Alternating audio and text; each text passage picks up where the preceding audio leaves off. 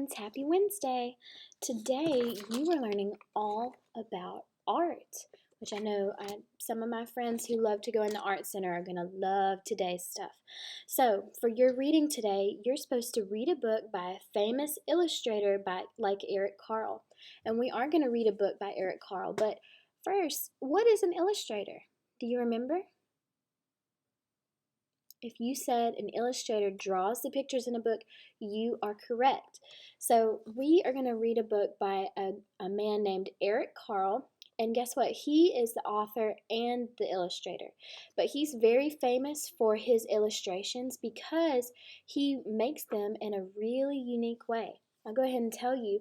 The way Mr. Eric Carle makes these pictures is he takes pieces of paper and he paints them, and then he cuts them out into these shapes and glues them all together. So look, does it kind of look like paper that he painted and glued together? It kind of does.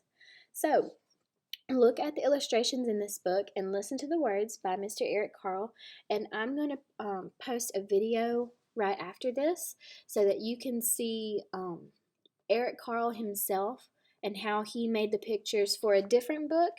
I think he's going to show how he did the pictures for The Very Hungry Caterpillar, which we have read before, and I wanted to read y'all a new book. This one is The Mixed Up Chameleon, but he made the pictures the same way for both books. So, this is The Mixed Up Chameleon by Eric Carle.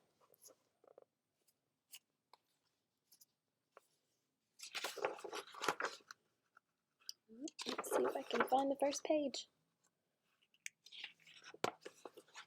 Here we go. On a shiny green leaf sat a small green chameleon. It moved into a brown tree and turned brownish. Then it rested on a red flower and turned reddish. When the chameleon moved slowly across the yellow sand, it turned yellowish. You could hardly see it. So, here's where the chameleon started. He moved up to the brown tree and he turned what color? Yep, he turned brown kind of to match it. Then he moved to the green leaf and he turned green, and then he turned red when he got on the red flower. And let's see, and when he was on the yellow sand, he turned kind of yellowish. So a chameleon is a lizard that changes its color to blend in with its surroundings. I wonder why he does that. Let's see. When the chameleon was warm and had something to eat, it turned sparkling green. But when he was cold and hungry, it turned gray and dull. So look, when he's happy and his belly is full, he looks kind of happy.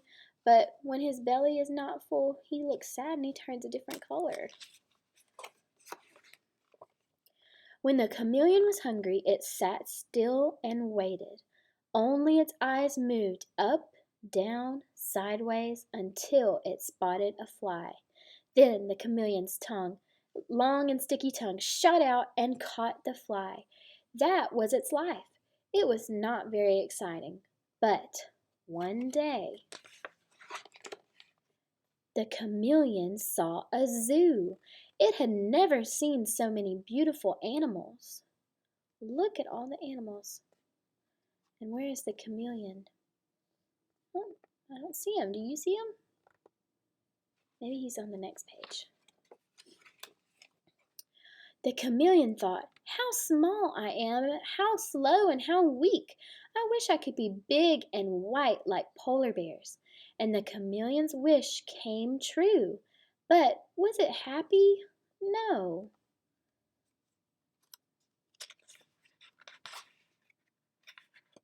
Oh, let me see if I can get the next page. Alright, so I want to show you something cool about this book.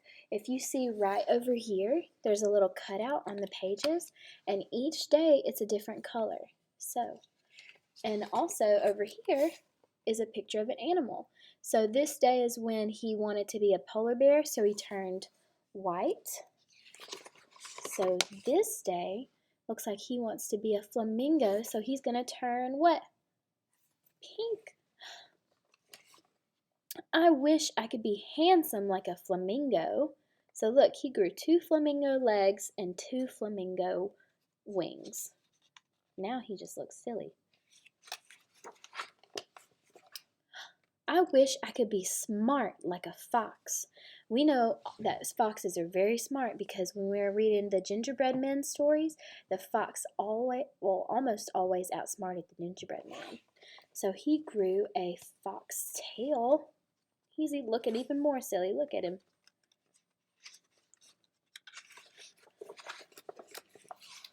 I wish I could swim like a fish. So it looks like he grew some goldfish fins. Now he just looks really ridiculous.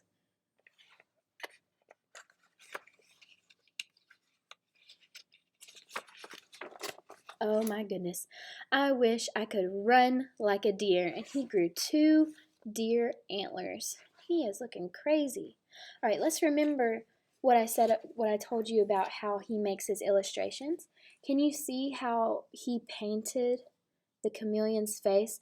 And it looks like he kind of got a pen or something and scraped the paint. So he painted it and then he scraped it and made kind of like a pattern on it, a texture. That's cool. Maybe you can do that when you're at home. I wish I could see things far away like a giraffe. Now he has grown a giraffe neck. What next? I wish I could hide in a shell like a turtle. So now he has all that plus a turtle shell. Silly, silly chameleon.